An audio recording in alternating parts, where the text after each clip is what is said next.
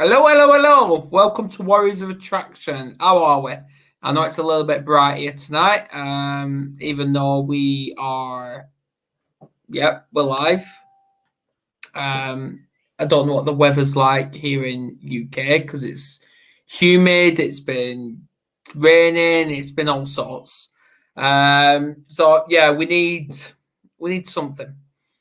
So as you can see with my background, we are going to spice things up a little bit and talk about autism, which is a neurological disorder, which people are very skeptical about. So a lot of stereotypes and misconceptions going around there. So what I'm going to do is I'm going to play I'm not going to say the Mental Health Warriors video. I found a video to do with autism. It's only about a 2-minute long. But while you're watching, please share, please like, subscribe, whatever you need to do, and let's crack on. Won't be long. Share screen.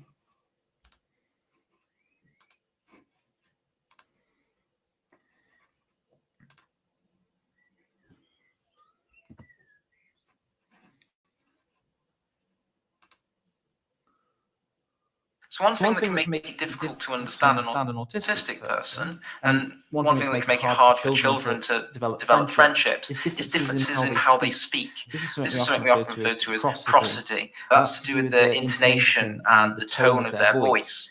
And sometimes you get a bit of a mismatch between their emotions and the words they're saying. I do it quite often. I can end sentences with a kind of curl of the word. I'm asking a question when I'm not actually asking a question. And if I put the wrong intonation along the words, someone else can feel like I'm making a statement, or a question, or that I'm angry or irritated or upset when I'm actually not. I remember hearing one autistic person say, "You should listen to the words I'm saying and not try to interpret their meaning." But that's a challenge in reality because there's a lot of meaning that you get from someone's intonation, from how quickly they say a word, from how much they space words out, from what part of the word they put their question mark on. And I know different languages and different cultures, they phrase words and sentences differently. So the question may be in the middle of the sentence because you're asking a specific point. So one example of this might be the sentence, "Where did you get it?" If you put the emphasis on the first word, it means something different than the last. For instance, "Where did you get it?" You're asking what location. "Where did you get it?" There you kind of maybe asking a question about it. Maybe this isn't a good example, but maybe you can get kind of what I mean there. But this kind of mismatch in meaning can mean that it's more difficult to engage with someone that's autistic. And as a result, some people may disengage because they struggle to actually know what the person's saying to them.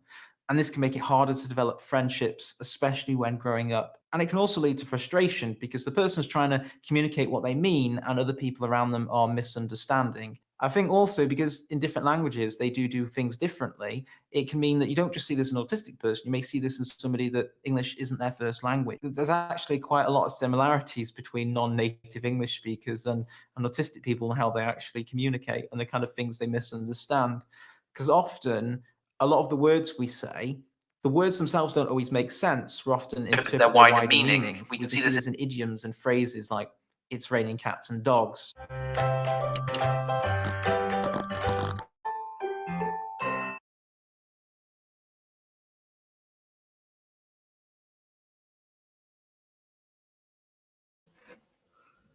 And there you go. Right, so now we're going to crack on. I'm going to bring my wonderful co-host on, Andrea Evans. Oh, hello. Hello. Hey, hi everyone. How are you? A wonderful Thursday. I'm good. How are you? I'm good, thanks. I'm good. I actually was going to upload something tonight about you because I seen you. It's 2 years or 3 years since you've graduated from something. From college. Yeah, I was going to upload that. Well, thank you. Yes, I graduated with my bachelor's degree in social work. And for my family to see me walk, because I wasn't trying to walk, but one of my boss at the time, she was like, "You're walking." She went and paid for my cap and gown and made sure I did. So I'm glad I did. Exactly. Yeah, I thought I wanted to embarrass you tonight, but hey, good job. Good job. Well, you've already put it out, though. Yeah, I thought, do I nick that? Who knows? But yes, what a show we've got tonight. Autism. Obviously, I'm going to bring on our wonderful. I'm not going to bring on our guest just yet, but I think what we should do is introduce the newest member to the Warrior Clan. What do you think?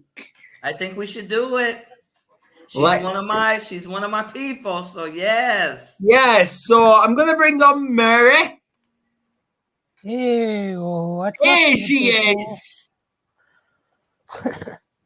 How are you? I'm well. Hey, Mary. Hey, Andrea. Welcome to the Warriors. I know. Yeah. Pretty amazing. Pretty stoked over here. I know. How do you feel about being on board the clan? It's probably something that I've been wanting to do, but when you have that apprehensiveness, but then you have a leader like Andrea going, you had better.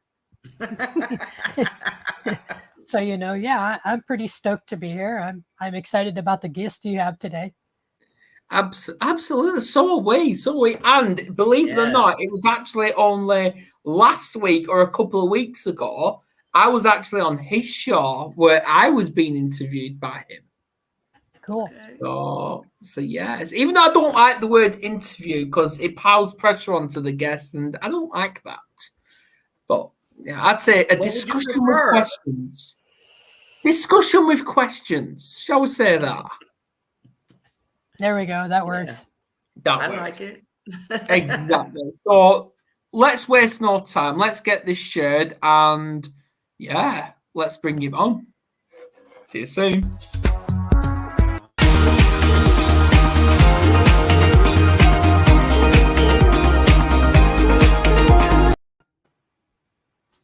Come on.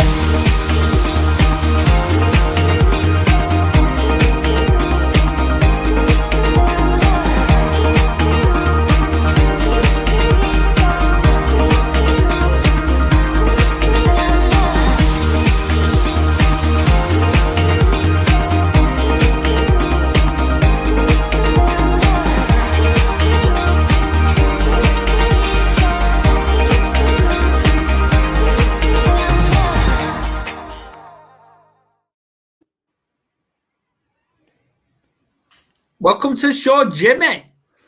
Thanks for having me. Hey, Jim. I know it seems you're having a lot of technical issues the past couple of days with this, and I don't know why. Oh well. I think the laptop's got a mind of its own these days.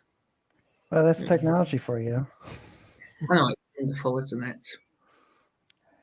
It's great when it works, and it really sucks when it doesn't. Yeah, well, your microphone has been, shall I say, screwing up from time to time, hasn't it? Yeah, last week. Well, it kept falling off the table, so. Yeah. But Don't anyway, break it. No. I think Mary wants to take it to China. No. I'm keeping it. Sorry. Yeah, so explain to the viewers about who you are and what you do. Well, I'm a motivational speaker, autism advocate, author, and founder of crazyfitnessguide.com. Okay. I thought you were going to elaborate on that then. All right. Well, which part do you want me to elaborate on? Where are you from, Jimmy? Yeah. Where are you based? I'm located in Pennsylvania. Pennsylvania. Yeah. Oh. Yeah. I know Andrea likes that place, don't you? It's raining in Pennsylvania. Why do I like it?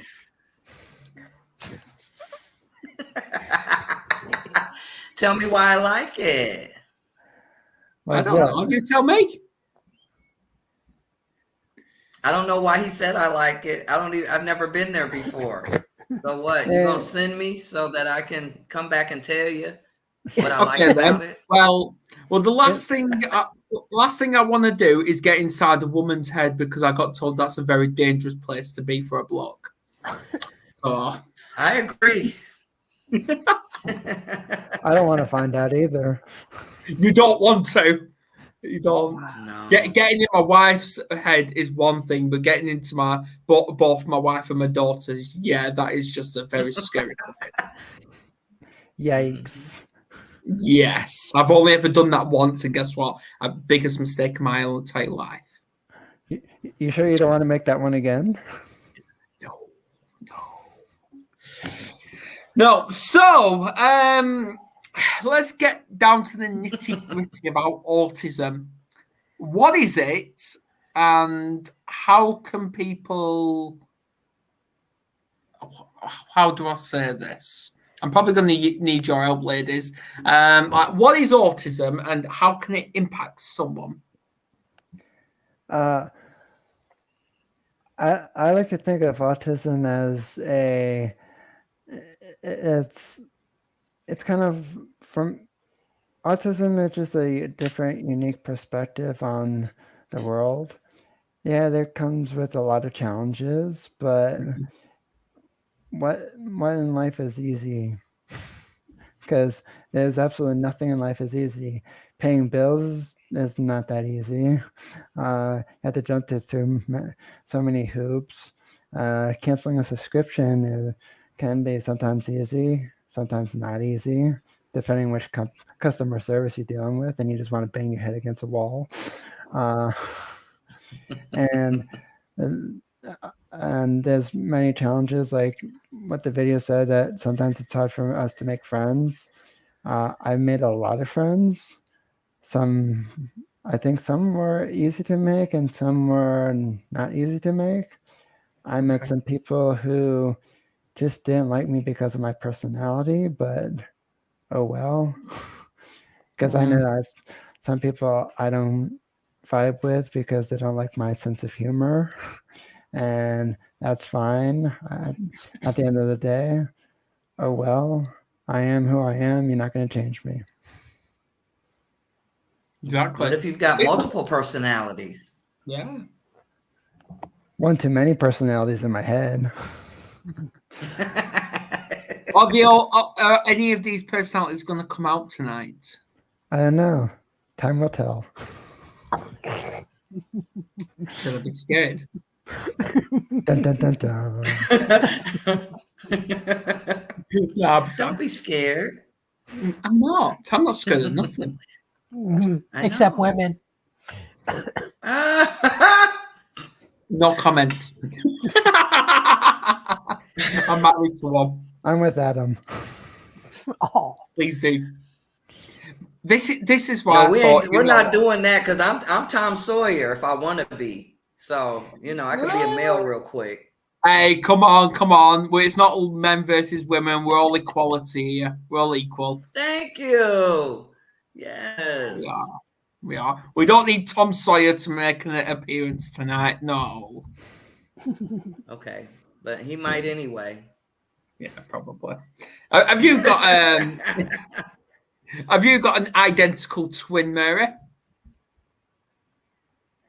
No, no. She had to think then.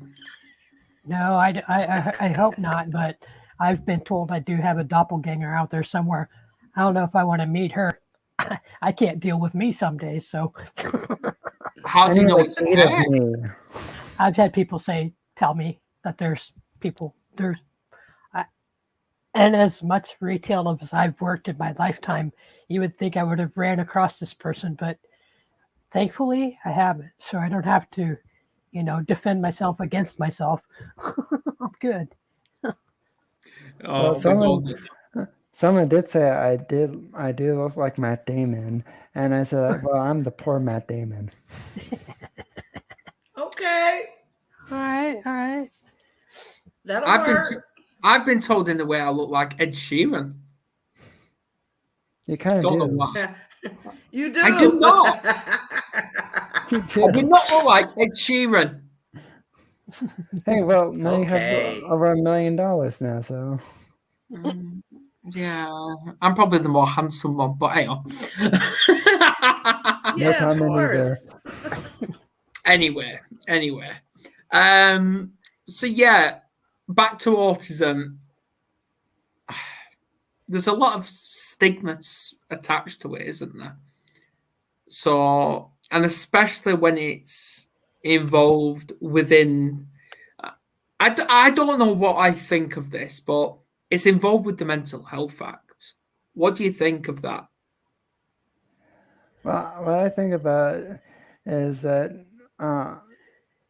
like you said, there are a lot of stigmas, and some of them, one of the stigmas I do not appreciate is that people think that people on the autism spectrum is going to be really great at math. I absolutely hated math. My son loves it. And the reason I hate math, and someone might say like, well, why? There's a lot of ways to get to to solve the problem, and for me, I was like, just give me a stupid calculator and I'll just go do it. Screw these equations. For instance, in 11th grade, my fractions was one of the worst things I couldn't even complete it. Basically I spent pretty much half of the school year trying to learn fractions. Can never do it. Probably one reason why I never went to culinary school, because there was a point in my life I wanted to be a chef, and then I was like, me and math are not going to get along. No. But that's the first stigma that I do not like, and a few others, like some of them like, oh well, you don't know how to express your feelings, or you don't know how to show empathy to others. I show plenty of empathy to others. Maybe I don't show it in the best way, or I might not ask somebody, oh, how are you doing, or whatnot. It might take me a second to create that sentence in my head, but I'm not like a narcissist person. It might just take me a second to reply.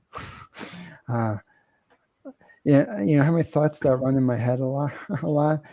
Too many in one day. It gets very overwhelming. Yeah. Do you want to add to that, Mary? I think when people talk about math, I think the biggest thing for us in my house, it's not necessarily equations. It's numbers. We have a situation in our family where numerical orders and stuff, so it's not always a math thing. So like my kids will number things differently, and like a timeline and stuff. So for us, it's a number sequence. It's not always math related as far as it goes for us.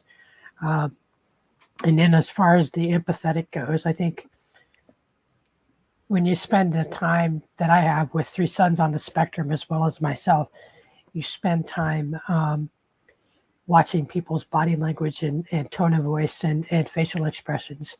And that's how, in our family, we gain the empathy and the knowledge of being able to associate with sadness with, maybe I need to give them a hug, if people are willing to do hugs. I think a lot of that comes just from nonverbal cues for us as far as empathy goes. And, most of my sons know what sadness looks like, what happiness looks like, and what anger looks like and stuff. And so for them to be able to fill in the blanks in between the areas, okay, somebody might have just lost a loved one and just need a hug or a handshake or however they do. So I think a lot of that for us is nonverbal communication as well. And so sometimes somebody will be feeling sad in our house and nobody will say anything, but yet we understand everything. So That's kind of where we sit on over here. So, and then another thing for us is triggers, learning how to control the triggers and stuff. When people say like, oh, you need to be this way or this way or this way. Well, you know, certain words will trigger my youngest son that won't trigger me, that won't trigger anybody. So I think we're very wary of what might trigger folks, and not necessarily dance around it, but, you know, be front and deal with the trigger at the time. Yeah. I'm completely familiar. the opposite. I'm sorry, Jimmy. I'm sorry, what was that? Jimmy. I'm completely the opposite. I'm one of those people who, you know, I'm one of those people who, you know, I've gotten better over the years of recognizing facial recognition, facial expressions, but then there's sometimes where somebody's really good at like kind of like hiding what they're feeling, and then they're like mad at me later on. It's like, well, why didn't you ask me how I'm feeling or do this? And it's like, well, I don't know what you want me to do. And it's like, how about you just come out and tell me I'm feeling frustrated, I'm feeling mad, I'm feeling sad. And it's like, tell me I'm not a mind reader. And it's like, I'm not 100% at reading facial cues. Please give me a cheat sheet somewhere. Yep. Well, and that's just it. You know, Jimmy, I worked 20 plus years of retail. And I finally got to a point with my management team, and I would say, you know, if you want me to do this differently, I just need you to tell me. Literally, it's a black and white, right? You know, you tell me yes or no, and we can be done with it. You know, so I finally got to the point where I was brave enough to say, tell me exactly what you want me to do. I get myself in trouble with that because I was finally bold enough to say, what do you want me to do? Yeah. Exactly. And I could see how this all could be tied into mental health, because when you talk about triggers and you know, cues and things like that, this can be for a person with OCD, for instance. You know what I'm saying? There's certain triggers that can cause, or not being able to show emotions. I could see where that can be, those lines could be kind of merged together as far as mental health and autism, and both of what you're telling, you know, what you're sharing with us today. Yeah. Okay. Yeah. What is your view on the connection between autism and mental health, Jimmy? My connection, I'm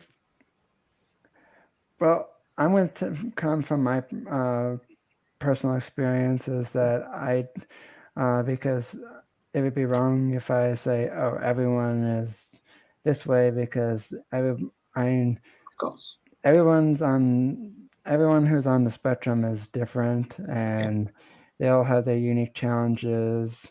So from my point of view, I'm one of those people who like to rant to either my parents, to a therapist, to some of my friends.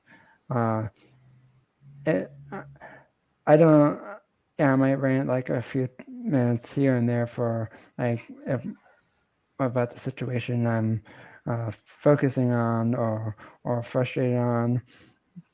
But what also helps with the mental, what helps is when those people either agree or they share how they can relate to the frustration experience, or they some of my friends like kind of also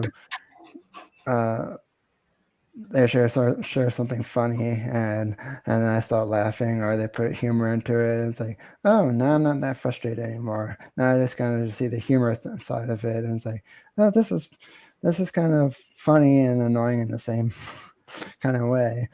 And but like for my mental health, I like to work out a lot.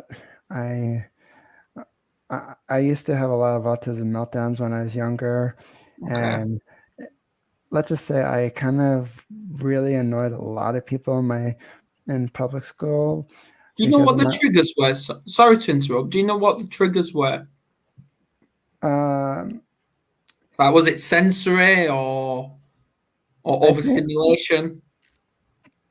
I think what it was that there was a lot of uncertainty for me, and the uncertainty was they had me go. I was in fourth grade. I was literally going from one classroom to another classroom, and they just didn't leave me in special education classes. And what really got me annoyed was it's because I didn't really have a great filter back then, and I basically, when I was ticked off, I might have maybe said a curse word or two, or three, or maybe 100. I'm just being honest, and that's when I was a very little kid. I mean, I have a filter now, but there was a time where, because I didn't know how to interact with others very well, I was put into this group setting, supposed to meet new friends. It was like a group of maybe 7 people, I think, or 6. And I absolutely hated that because there's like, oh, this is going to teach you how to make friends. And it's like, huh, funny. You dragging me out of class for this group session. I was already talking to somebody in our group, in our small group in the regular classroom. So why did you pull me out? And I was like, I think I was doing fine on my own.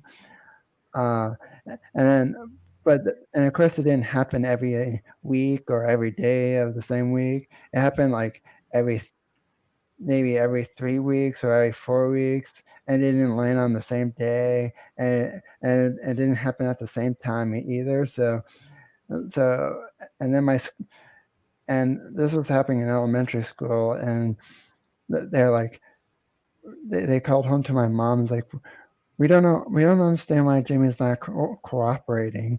And my mom just kind of like laughed sometimes because like, how stupid are you guys? And it's like, if he's getting upset at the same exact time, at the same exact thing, how many times does he have to have a meltdown because of this for you to understand? He's not liking it, and he's not figuring. That's the uncertainty. It's like if you tell him this is going to happen at this exact time for X amount of minutes, he might be better. But I don't think they ever caught on to that. I'm like, really? It's not that hard. And I was like, if I was in charge of doing that, I was like, okay, Jimmy reacts every time when I come in, same around the same time, or how I'm doing this. I probably should try another way. But it's like, oh, well, we've been doing this the same way for years. Why bother switching? Yeah. Autism meltdown. What does that look like, Jimmy? Could you help me with that? Yeah, I used to think, and I know you're not speaking for everybody. Well, basically, for picture like a hurricane, you have the category 1, category 2, 3, 4, and 5. Well, picture like Hurricane 5. It's just a big mess, stuff flying out around the room. I mean, from when I was younger, I admit I did do a lot of stuff flying around the room. I know it was not appropriate. I don't do that anymore. Or if I do throw something around the room, it's a piece of paper. Nothing that can break anything. Okay. So I'm speaking from my son's perspective now, because people still can't understand what what's going on, because 1 minute he could be sat there, content, happy, doing his work, whatever, or even playing a game, and then 5 seconds later, he's up and he's throwing a chair at you. So it's like, what's going on there? Are you asking my opinion, or is that rhetorical? Bit of both. Well,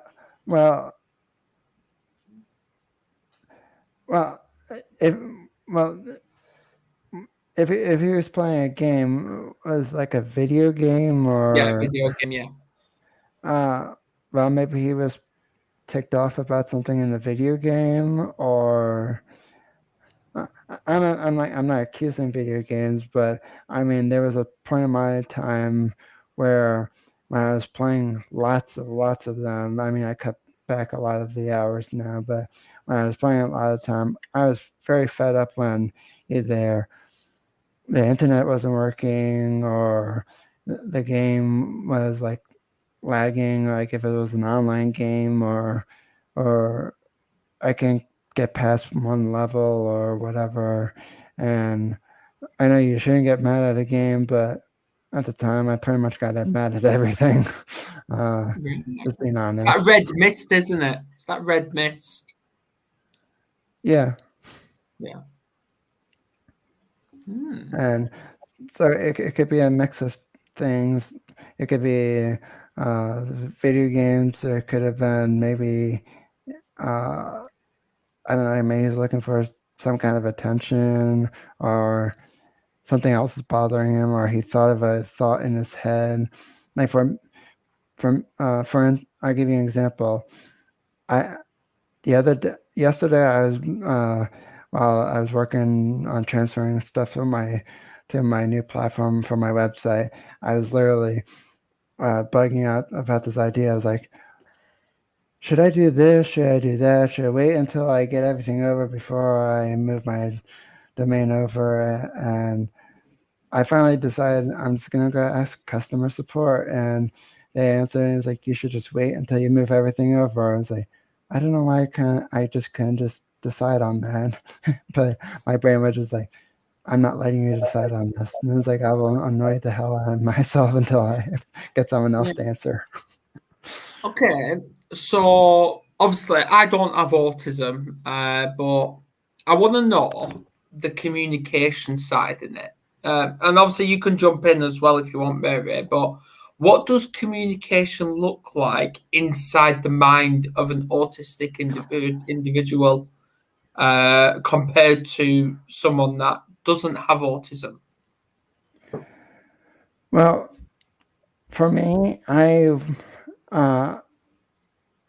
sometimes I feel I get nervous around people feeling when they're very confrontational to me, and I'm not that. I mean, like if someone was angry at me and they were very confrontational, or I get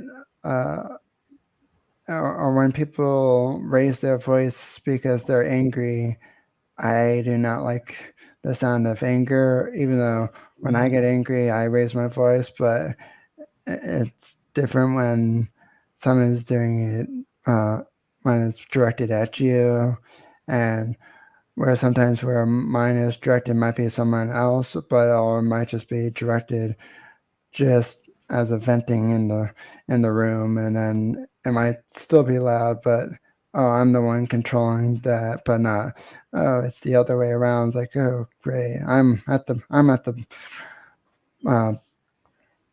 brunt of it all, and when I communicate to people, I'm not. Sometimes it's hard for me to still. Sometimes it's hard for me to communicate how I'm feeling to others. Though sometimes I've gotten a lot better with it. I saw my days where I'm like feeling a lot of mixed emotions, like, and it could be like, oh, I'm angry, happy, sad, or frustrated. maybe not all in that order, but Mm-hmm.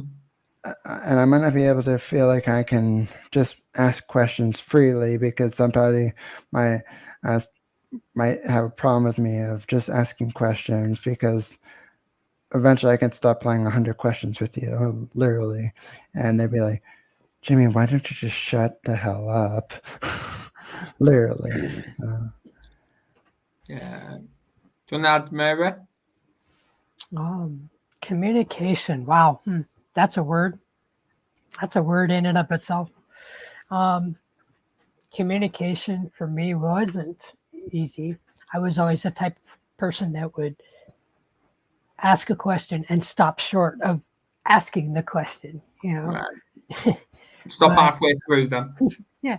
Hey, can we do this? And then they'd be like, what? Finish the sentence. So That's now, me too. for me now, it's I'll ask a question or somebody else say something. And my husband's really good at this. He'll say something and I'll pause and then I'll look at him and then I say, you need to clarify what you're asking me. Like, okay, something as simple as, hey, can you take care of this while I go do this? Okay, but you've given me a 2-part sentence. And so I need clarification. What do you want me to do? Just specifically tell me what you want me to do. That's how I learned to ask clarifying questions. The same way with my boys. They'll ask me something, but they won't finish what they really want to know. Is so you have to clarify. So you want me to do this for you and help you with this? Yes. Okay. So for me, it's always about clarifying what exactly you want me to do. And I've taken that to the next level when I was in leadership at Walmart, and would always make sure I gave the assignment and then I would give a clarifying statement, not knowing who I'm working with as far as whether they were autistic or regular, normal people, whatever that is, and stuff. So biggest thing for me is make sure you clarify what you want to do and keep it simple. Seriously, most autistic people are black and white. I need you to go wash the walls, period. You keep everything black and white, but on a communication level, if you see somebody like Jimmy, who you can give a few more bits of information to at once, then that's cool. But I always had to write a lot of stuff down so that I made sure that I clarified what they wanted and I got it done correctly. And that's how I teach my boys too. Yeah. Is it normal? And I'd like to know this. Is it normal? Because my kids do this all the time. Like, for example, when we're on the phone or we've got music playing, the whispering. They are whispering. But when nothing's on, we're not on the phone, and music's not playing, they're shouting. Is that normal? For me, there's times where my dad's on the phone or my mom's on the phone, and I whisper to whoever's available to talk. And I think the reason why I do is because I'm afraid I have a really good idea and I want to share it with somebody, and if I don't say it to someone else besides I don't know, besides just keeping them to myself, I'm afraid that I'm gonna forget the idea, and then I'm gonna. I know I could write it down, but I mean I could write it down, but then also if I write it down, will I follow through with that idea? If I tell someone about that idea, oh well, now they're gonna already know, and then they can help me keep on tab with doing that, so that's why I whisper when somebody's on the phone. Though I don't think I've ever done the second part though. No, I've got one that he'll whisper all day long. He does his stimming. He talks about different stuff and maybe stuff that he's learned at school that he's trying to remember. He'll whisper and whisper and whisper. soon as I pick up the phone, hey, Mom, are you for real right now? Yeah. You've had the last 23 and a half hours to talk to me, but you're going to talk to me right now, 2 inches from my face, and tell me that you need a cell phone because I'm using my cell phone.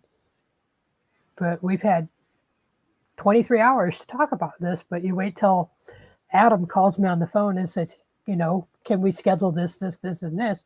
And you're 2 inches from my face and you're yelling at me. And then when I hang up, you still continue to yell at me. Please, your dad's sleeping. Stop. But yeah, no, it's one of those things where it's like when I pick up my cell phone because he doesn't have one yet, it triggers, oh yeah, hey, by the way, I need a cell phone, but let me go tell Mom right now instead of waiting 5 minutes till I get off the phone. Are you serious? That makes sense. Yeah. It does make sense. With autistic youth that I've worked with, I could see both of what you're both, Jimmy and Mary, what you're both sharing. I had a student in a class that it was supposed to be power hour, which is you have to sit there and get your, whatever homework, for that hour. And he just could not sit down, and meeting him where he is, I would ask him because he was very aware of what his, what he needed and, how things make him feel uncomfortable. He was very good at sharing that with me. I felt that he trusted me. And I learned a lot about, my voice carries as it is. So if I'm excited or passionate, it might sound a little louder. And I try to be, I think, oh, I see how the student is kind of sitting there reacting, looking at his body language. It's like almost like a computer. You know what I'm saying? And I've learned try to take it down. I've seen both of what you are describing in students that I've worked with. I would also like to bring up one thing that I'm one of those people who, I read a book somewhere. I think it says it's funny you don't look autistic, and I think if I remember correctly in the book, he said he doesn't like when people tell him to look me in my eyes because I'm a person who I'll make eye contact for like a few seconds, but then I'm gonna wander. My eyes will wander behind them around the room.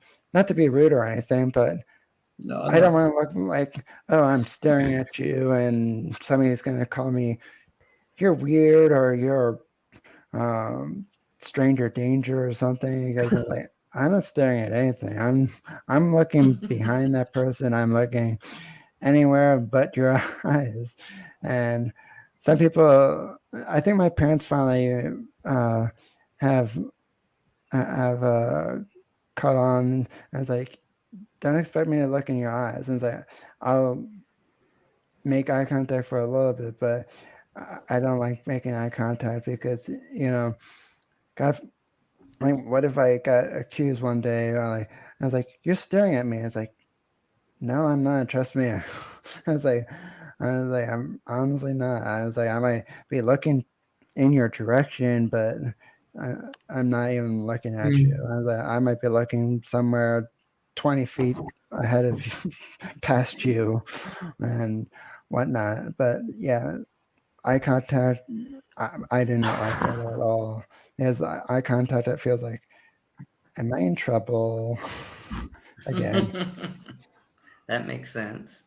That makes sense. Yeah. I mean, and just think, Jimmy, there's other, working with other, all people, there's other cultures that don't believe in eye contact either. You know what I mean? It's out of respect. And so thank you for sharing that part because you kind of helped me to tie in to how I can be more of a ally, Mm-hmm. Well, and I think so too, Jimmy. A lot of times I get caught kind of what you call staring, I guess. Sometimes I get caught just kind of looking at just kind of gazing off, I guess. For me, when I do something like that, it's it's I'm looking at my next thought, you know, because I spend a lot of time working with programs like this and then my own programs. And for me, like you, I had to learn eye contact. So for me to be able to sit here and look at a group of people, and Andrea knows this really well, to be able to do presentations and stuff like I do, I had to learn to at least stand eye contact. But I get caught sometimes just doing my next thought. And so my next thought sometimes is literally just looking out a window and just seeing what God has for me, maybe in the clouds or whatever's out the window at this point, which is clouds in West Lincoln. And so, you know, for me, eye contact didn't come easy, but I also will tell you after a 30 or 45-minute presentation, or if I'm doing multiple days of presentations, eye contact hurts and it's not fun. So it's one of those where it's like you're just trying to, you know, maintain your thought pattern. And for me, just to take a break and look off, yep, I've been accused of being distant, standoffish or whatever, but that's my way to refocus for my next thoughts. Yeah. I even created a game. Like I will first start off making eye contact with someone, and then I'll look at the wall behind that person.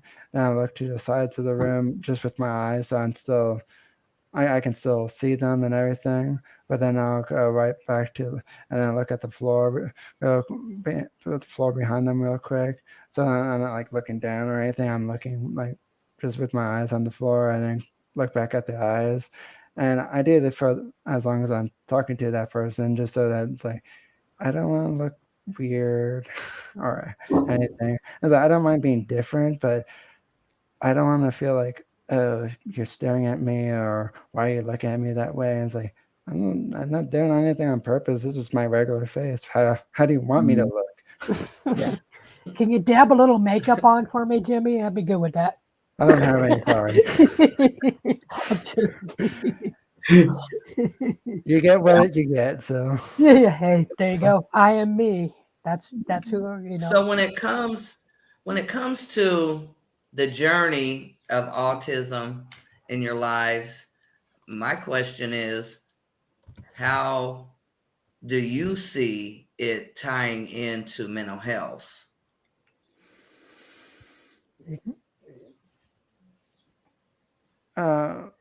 Can you elaborate a little bit? Well, do you see, I mean, I know that diagnoses, they could say autism, but have you ever seen a situation in any of the activities that you both participate in where maybe they've tried to diagnose it as something else other than autism? Because behavioral can be a part of it. Like you said, when you have a autism meltdown, right? That could be seen as behavioral health, is what I think. But I'm wondering, in your experiences, have you had that crossroads between the two, mental health and autism? Yeah, when I was born, my before autism was noticed as autism. I forget this exact diagnosis. I think it was wish I remember the name of it. I wrote it down somewhere. But was it developmentally delayed or globally delayed? No, it was like PP something. Oh, you're talking about pervasive development disorder, now that is prescribed or subscribed. It's the same thing my son was. And they diagnosed me as that first, and then when I got in elementary school, because I was acting out a lot, they wanted. What my mom told me and I didn't remember this part, and maybe it was because they said it behind closed doors. But my mom told me, and I just found that out recently. I mean, just like a month or two ago, and the the principal wanted me to get examined by a person and to say I'm mentally unstable and whatnot. And I was like, I'm probably more mentally stable than this lady in front of me. I mean, I didn't say any of that whatsoever, but I mean, I wasn't even there for that conversation, I don't think.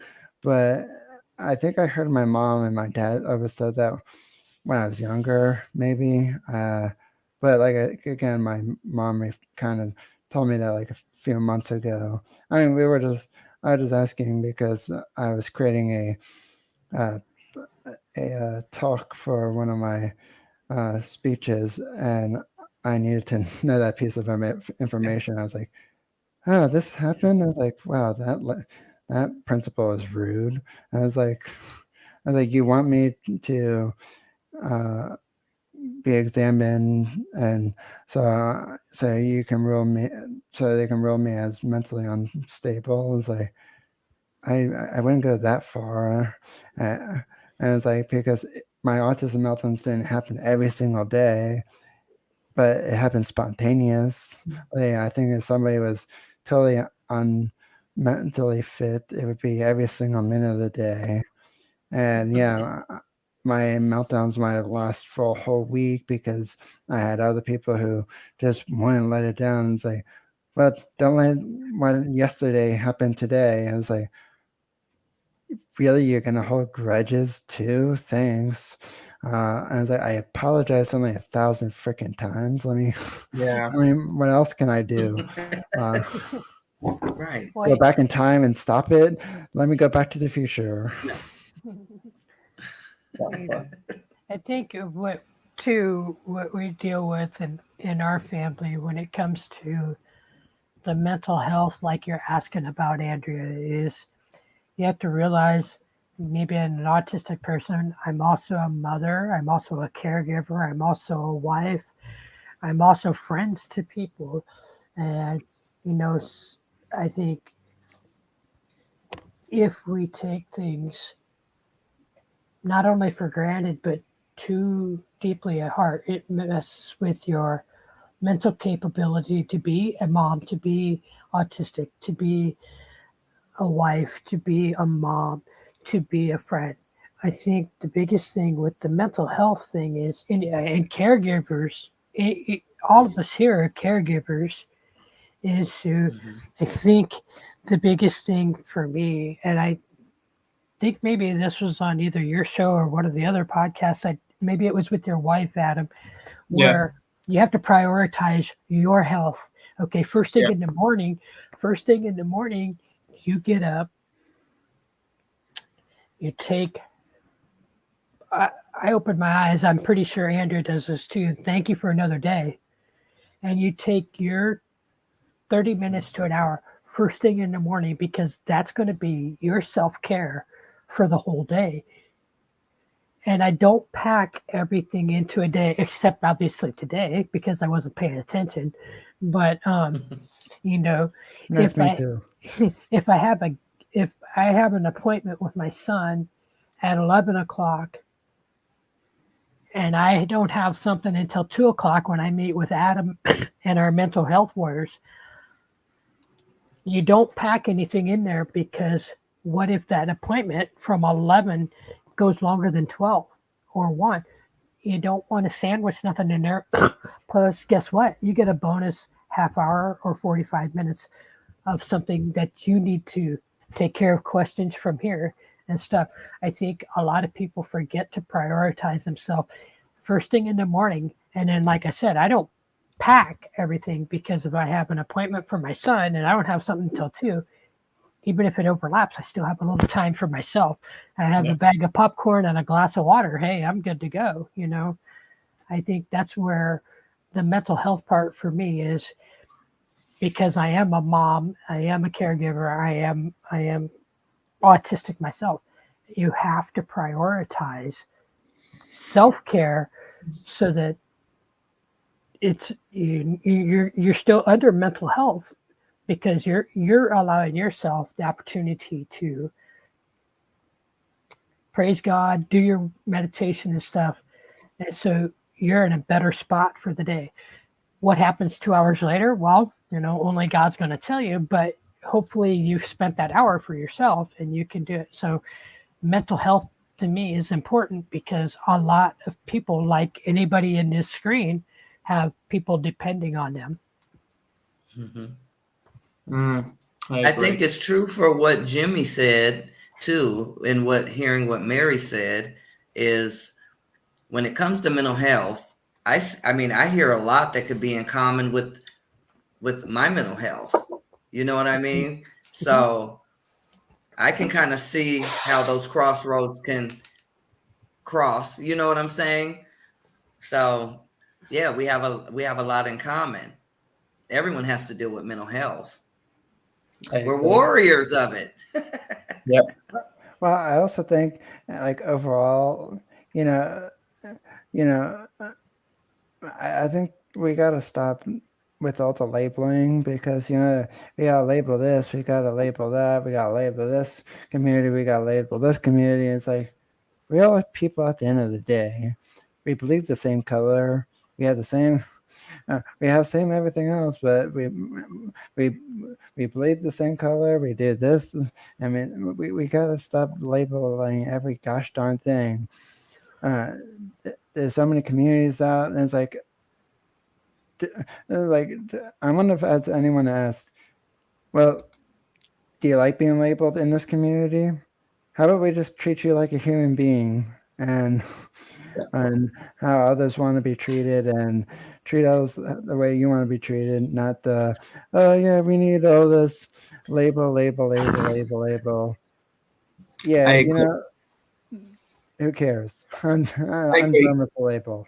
Yeah, okay. Just meet people where they're at. Exactly. Just meet them where they are. But I also will say, in the beginning, being the older model of my family here, okay, I understand the situation with not being labeled, but if it wasn't for the labels that we used with my children's diagnosis, they wouldn't have got what they needed in school either.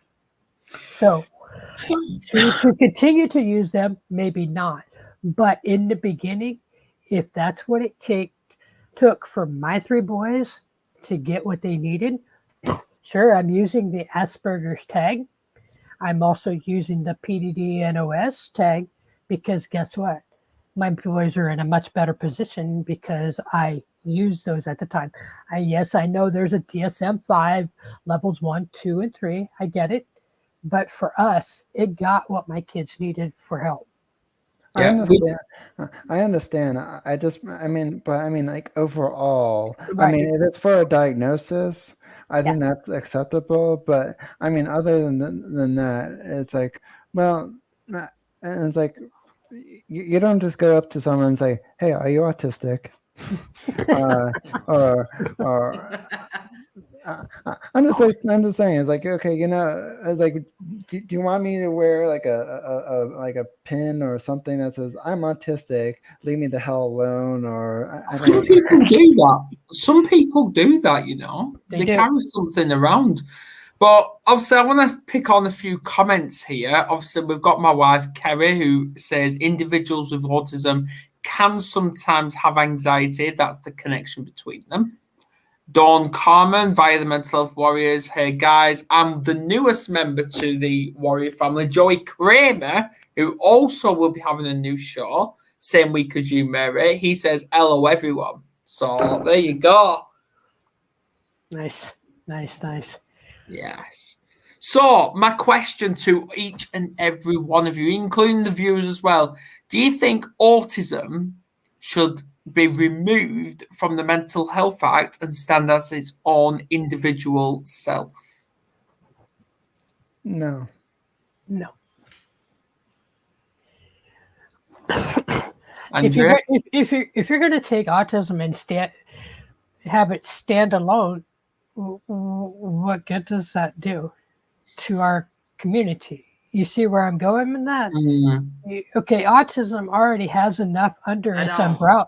It has enough under its umbrella that, yeah, it could stand by itself. But even what I've been talking to you and Andrea about with the veteran stuff, there's similarities and there's differences. So why are we going to take autism out of mental health when in all reality, if you may have set a trigger off, Adam, you in all reality, not my intention.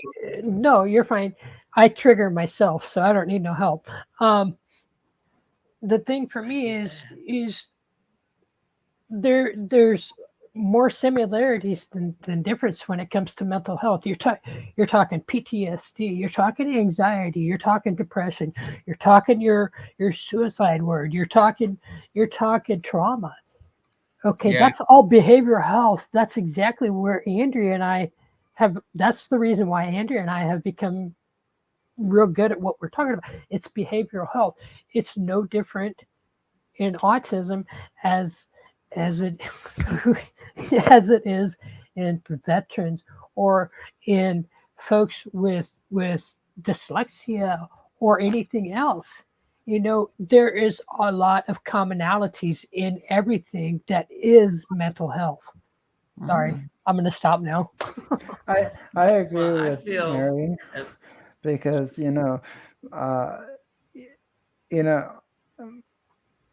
everyone. I would like to say there's a lot of people who has experienced mental health. Might not be every single day, it might not be every month, but I think everyone in life has experienced some kind of mental health, either it was traumatizing, anxiety related. I've had a lot of anxiety when I'm doing test taking for college or some other stuff, and it's some of the things. Like there was one time when I got really bad anxiety that I developed a tension headache, and I forget what the third one was, but I had to go to the emergency room, and I didn't even do my math homework that night, and I thought my teacher was gonna give me an F or whatnot. She gave me an extra night because she knew me and math did not go together, but she knew she was out for a lot for the semester in college, and I was like, oh no, I was like, I'm used to this person teaching me, and we had these subs come in, and they're getting so much homework on the plate, and I don't know how to do any of this. I'm confused, and I worked myself all up over nothing, because at the end of the day, my teacher gave me the extra night for my homework, and it's I can't believe you went to the hospital. I was like, this is a first for me. I was like, well, sorry.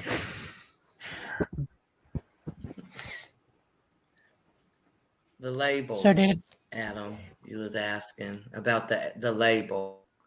Well, he hopefully he'll be back on. But when he was talking about the labels and do we feel that it needs to stay in mental health? I think that I agree with Mary and you too, Jimmy, on that, because it helped me to serve my students when I was working for UNL with behavioral health as a parent connector, and connecting with those families and helping them to find the resources that they're so needing and looking for. Them being in mental health, that's what helped them to be able to receive the benefits of being categorized under mental health, Because again, like Mary said, behavioral health, it comes to behavioral health. Well, they see that would be in a proper place, I would think. Exactly. Yeah. I'm going to ask one final question. I would ask that one to do with education, but I've already been kicked off here twice tonight. So yeah, I don't want to have it shut down. Hence why you think I'm disappearing, but I wasn't disappearing. I was just moving on. Yeah, I'm still in Facebook jail by the way, guys. You're still in jail. I already know you're in Facebook jail. I already knew. I was like, he's in Facebook jail. They done knocked him off. What did you do? Talk about mental health. There you go. But right, my final one is: what do you think of the transformation from the nickname ASD, which it used to be, which was autistic spectrum disorder, going to autistic spectrum communication? What do you think of that? I'm going to start with you, Andrea. Can you do me a favor? Can you repeat the question for me? Yeah. Okay. Right. Obviously, we all knew autism. It used to be called autistic spectrum disorder. So, but now it's transformed from that to autistic spectrum communication. What's your view on that? I think that it is about communication. And as we sat here today, I think that's what everyone was hitting on, right, Jimmy and Mary? It's communication. I mean, watching that video, the first thing they said, differences in how they speak. Yes. That's communication.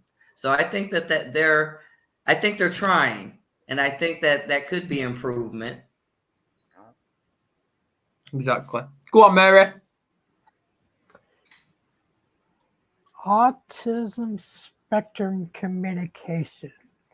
Yeah, you know, I'm old-fashioned. We all are.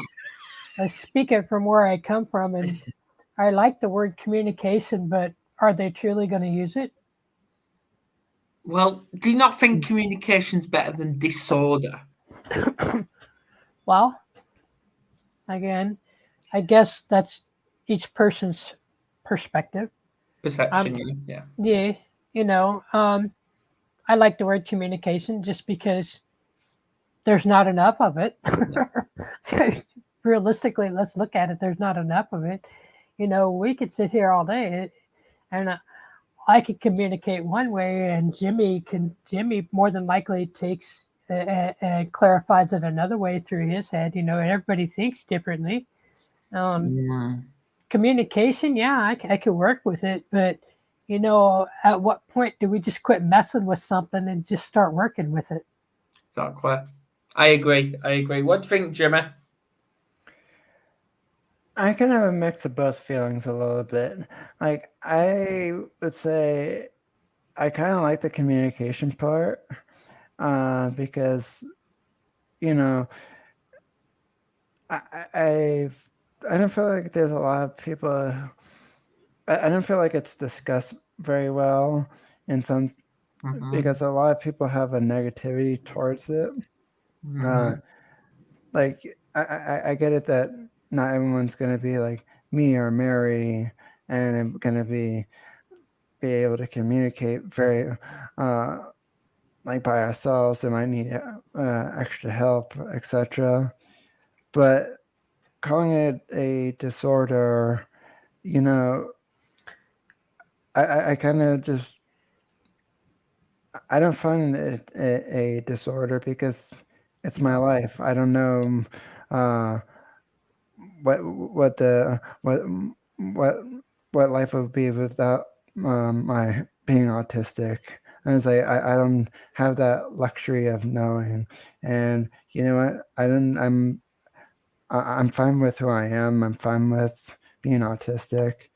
And you know, at the end of the day, it is what it is. Sure, I would like some stuff to be a lot more easier than playing 100+ questions with certain things I'm interested in. But you know what? as long as there's somebody on the other end of those questions are willing to help me along and navigate it, fine by me. Well, I know, Jimmy, how about this? They want to change it to communication, but let's look at our community. The one word that everybody is begging for us to do is, how about autism spectrum? Oh, wait for it, acceptance. I like that too. We can communicate. And I think communication can be acceptance. Yeah, exactly. I think that can be acceptance. I think that's an open door. Sorry, Mary. I just think that's an open door for. No, you're fine. You're fine. And I see that's how we try to understand and overstand one another. You know what I'm saying? But I know, Jimmy, I don't know if you're a part of any groups on Facebook, but everybody has figured out awareness. Okay, you've got this, you've got this, you've got this. Your labels like Jimmy doesn't like, and probably 90% of America doesn't like anymore. But you sit there and you got your awareness, but your communication or your acceptance. You don't see the word acceptance or communication anywhere, right? No. Only in a hashtag. Oh, but there will be now. Thank you very much. But it's one of those where it's like, so why can't you accept Jimmy and I for the way we are? Yeah. Or Andrea the way she is, or Adam the way he is. Why? Don't get me started on that. I know that's a whole. Let's get him started. No. That's a whole nother chapter. Forget it. But chapter's nothing. So it's one of those where you sit there and I come on here each week with Adam, and I accept the people that I work with. I'm always grateful that Adam has me and Andrea has me, and get to meet people like Jimmy. But people don't accept us for who we are. They want to just, we see you, peace, I'm done. Or they want to, like Jimmy would say, they like to, poke the bear. Or they're just like, oh, well, we want to change you. And it's like, how do you want me to change? It's like sometimes when I do a little too, I might add a little too much commentary for my mom for during, if I'm having a problem and I'm adding the extra commentary, and she's like, you gotta stop with the extra commentary. And it's like, why? It's like my friends like it. It's like the people I meet like it, and it's like that's what I do on my show. So, and it's like it has worked for me since. So, you know how I see that, Jimmy, and this is just my perception. I think you do that over commentary because that's how you work and that's how you stimulate it through life. Right. That's how I see it. Yeah, and I like, without my commentary, the conversation is kind of really boring. Right. Anyway, that's a wrap. But that's about communication, isn't it? Yes, it is. It is. Exactly. Communication. Right. Well, anyway, that's a wrap for here, and that's a wrap for the week as well. So we're closing in the week on the Warriors. We'll be back Monday. Yes, we'll be back Monday. Obviously, TV Guide will be out Sunday. So, and we've got some brilliant topics happening next week. So get ready, Andrea. You've got your... I'm excited. Yes. Yes. Yeah, I'm excited. You have great shows and great guests. Yes. And just a little tip for everyone. The guest we've got on next week is she has worked in the White House. Leave me alone. Leave me alone. She's worked in the White House. Who is it? Tune in and find out. We got a White House official. Tune in and find out. Right. That's a wrap. So, I will see you later. Thanks, Adam. Tune in next week.